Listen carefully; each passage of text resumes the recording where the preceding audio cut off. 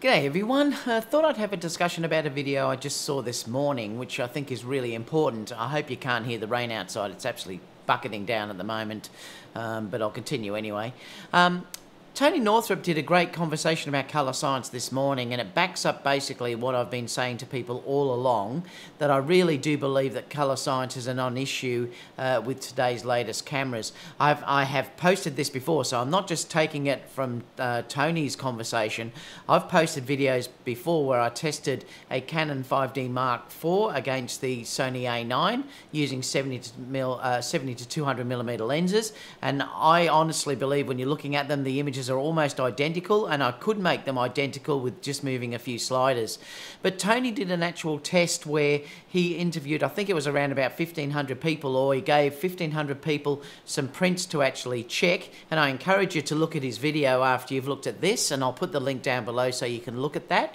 He got 1,500 people to look at some individual images, and the first part of the test was where he named the camera, and then people stood by their camera brand. And that's the interesting thing, that he was saying that people are choosing colour science by their brand only, and that's how he did it. He sort of tricked them in saying at the beginning he labelled them as being that brand, and then in the second one, or the original one I should say, they weren't labelled. The second one he labelled them, and that they didn't match up. What he was showing was that the loyalty was completely different to what people actually chose if they weren't labelled. And this is why I was saying to you that colour science is a complete non-issue.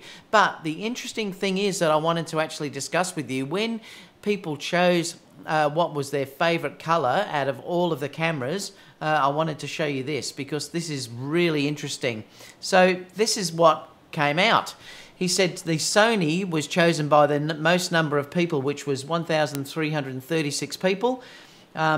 Fuji was second with 227. I think this was percent or something. You'd have to watch the video how he's come about that. The Nikon and Canon was liked by the least amount of people.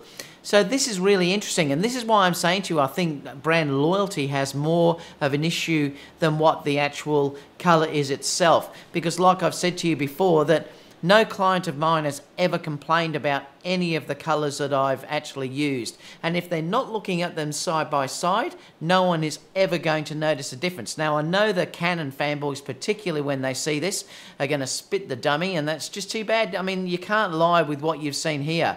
And this business of always saying Sony has really bad colour science is completely flawed. And it's biased by fanboys that are actually out there. And the interesting thing is that I've actually shown this before, that PDN did, let me just reduce this size down. PDN did a recent test as well. This was what also Tony showed. I showed this on a live discussion recently.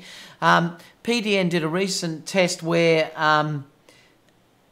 they actually tested all the different cameras to a colour chart. If you look down here, you can see the colour chart that they've actually used here to get it so that it's perfectly matching the colour chart that's actually there.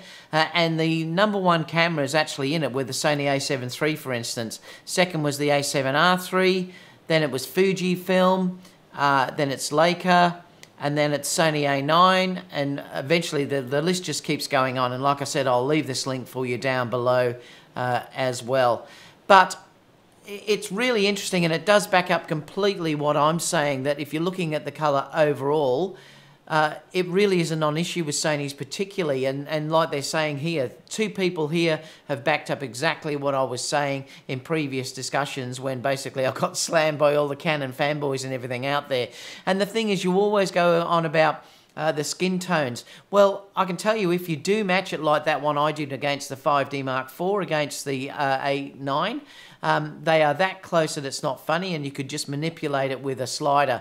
But if you're looking at the whole image overall, for all the colours in a scene, which can be important if you're trying to match colours of cars, if you're trying to match colours of fabrics, get a whole image overall to match the scenery, clearly the Sony is ahead, and that's the interesting part about this. I'd love to know your opinions about that below.